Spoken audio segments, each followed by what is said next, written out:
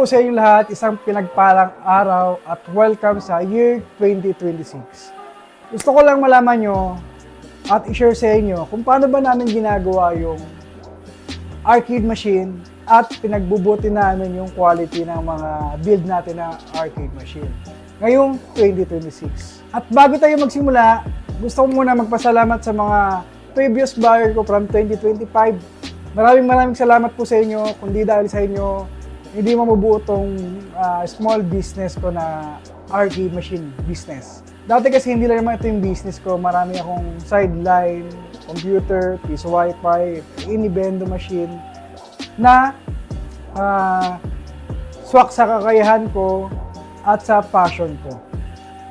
Pakita ko lang sa inyo kung paano ba namin talaga ginagawa yung mga arcade machine na andito sa page ko.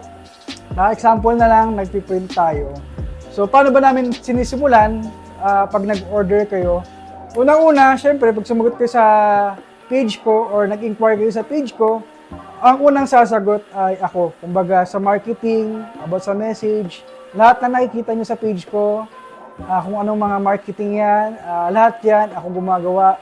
At ako rin nagmamanage ng page ko. Kumbaga, ako lang talaga makakausap nyo sa page. Kung hindi man ako, ang misis ko naman yung partner ko about sa mga inquiries ng arcade machine.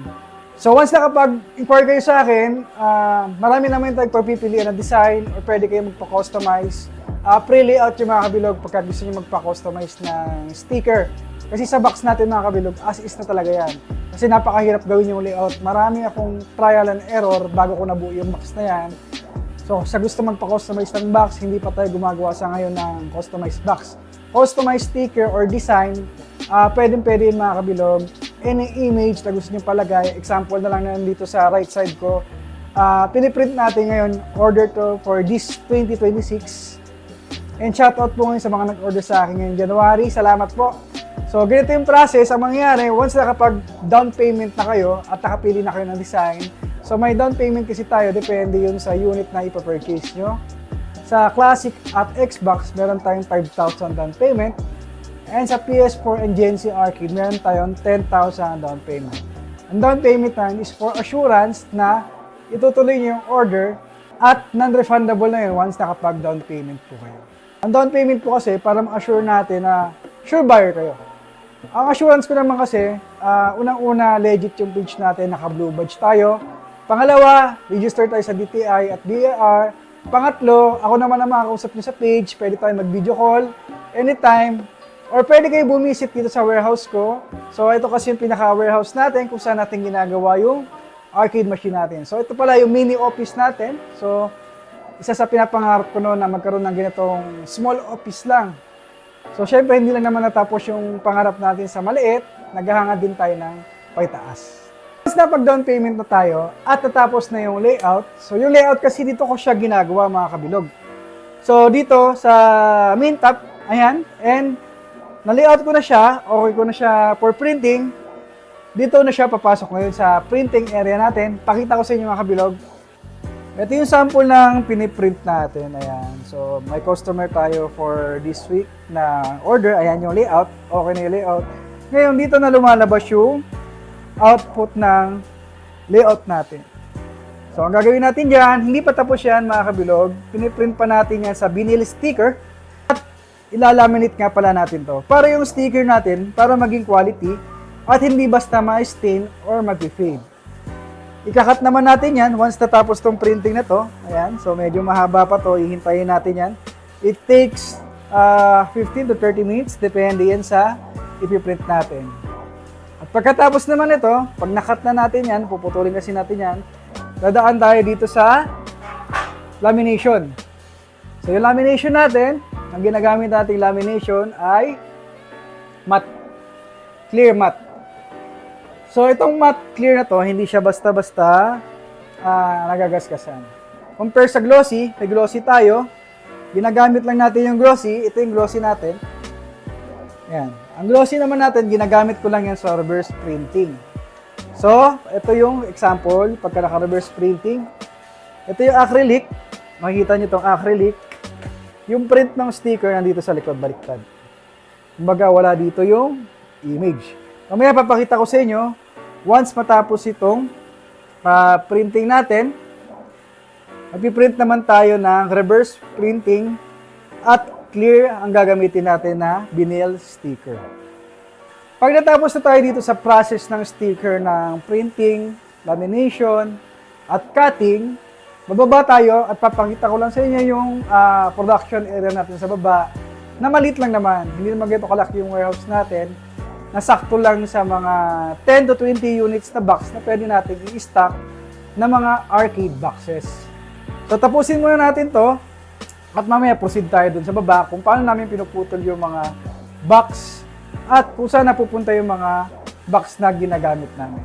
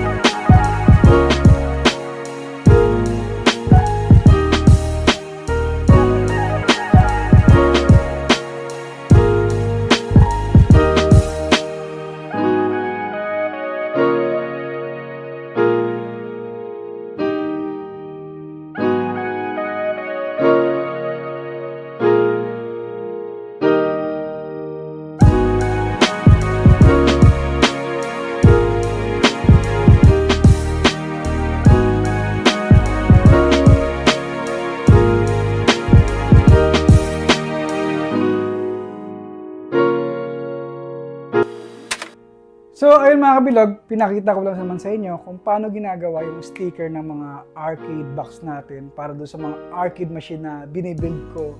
So, hindi basta-basta yung sticker na ididikit natin, hindi yung basta maidikit lang yung sticker, okay na yon.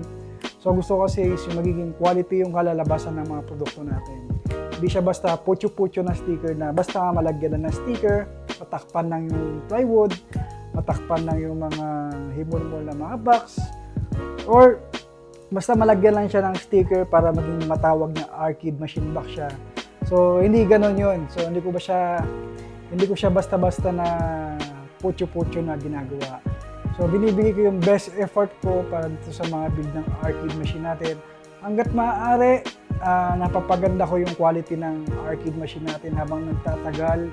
Mas lalo ko siyang ini-improve, mas nag-upgrade. Kumbaga dati kasi mga design is malalaking design, tapos matataba. Ngayon kasi yung mga design ng arcade natin is slim na, tsaka payat kasi yung TV kasi natin flat screen na, hindi na siya yung matataba na CRT. So hanggat maaari, I give my best effort para ma-solve ko sa inyo yung magandang produkto at unlimited experience na kung anong design ng arcade machine mo. Kasi nung panahon kasi natin, one game is one arcade machine, di ba? So ngayon dito mga kabilog, yung mga arcade machine natin is parang 8,000 in 1, 10,000 in 1, and so on. So halo-halo na yung mga games na magkakasama doon sa arcade machine natin. So unlimited experience yan para sa inyo na kahit anong image na gusto nyo palagay, family mo, idol mo, favorite artist mo, or anong image na lumalabas sa utak na gustong palagay, ay pwedeng-pwede yan kay Gigabits Tech. So example na lang yung natapos natin dito is itong black na Supreme. Assemble natin to sa Monday kasi pahinga pa tayo ngayon, hinabol ko lang ngayong weekend. Supreme na Street Fighter design siya. Ito yung request ni client. And shoutout pala kay Nabi Philippines. So siya po yung nag-order nito. And itong pangalaw naman is walang kasawang-sawa at pamatay na design natin. Isa to sa mga design natin mga kabilog, Marvel vs. Capcom. So kung batang 80s, 90s at 2000 ka, pwede sa itong design na to.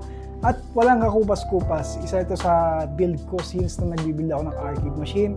So hanggang tumatagal, may kino-customize lang na layout, update sa design. And kung gusto nilang padagdagan ng header name or logo nila, pwede natin ilagay dito yan. Walang problema yung mga kabilog. Pre-layout yan once na nakapag-avail na kayo ng arcade machine ko. Libre yan. Kung papalayout ka pa sa iba dati, nung bago ako nagpapalayout ako, nagbabayad ako ng layout fee. So from start, may nag-layout sa akin as starting talaga from scratch. Ngayon, lahat yun, inaral ko yun. At ako na rin ang gumagawa ngayon. Ako na rin gumagawa ng printing. Dati nagpapaprint pa tayo sa labas. Dahil nagpapasalamat tayo sa mga previous buyer natin. Hindi dahil sa inyo, wala itong mga arcade machine na build natin na quality. At maservisyuhan ko kayo ng maayos at mabigay sa inyo yung pangarap yung arcade machine na nostalgic vibes. Dati kasi umabot tayo ng 1 week mahigit bago matapos yung unit. Kaya pinaka-best effort ko sa inyo, in 3 days, tinatapos natin yung unit para pull natin yung mga request order ng mga client natin. At syempre may mga target date yan para at least pag bago mag-birthday or may mga event sila or surprise gift nila, ay mabibigay natin ng mas maaga. Kaya kung naka-stay tuned ka dito sa channel ko at ngayon lang ulit tayo nakapag-update dito sa channel natin sa Big James TV, maraming salamat sa inyo sa pagsubaybay dito sa channel ko ngayon. Year 2026, gagalingan pa natin at see you sa part 2 ng videos natin. And don't forget follow my page and channel para updated kayo sa mga next videos ko. Alright? Peace out!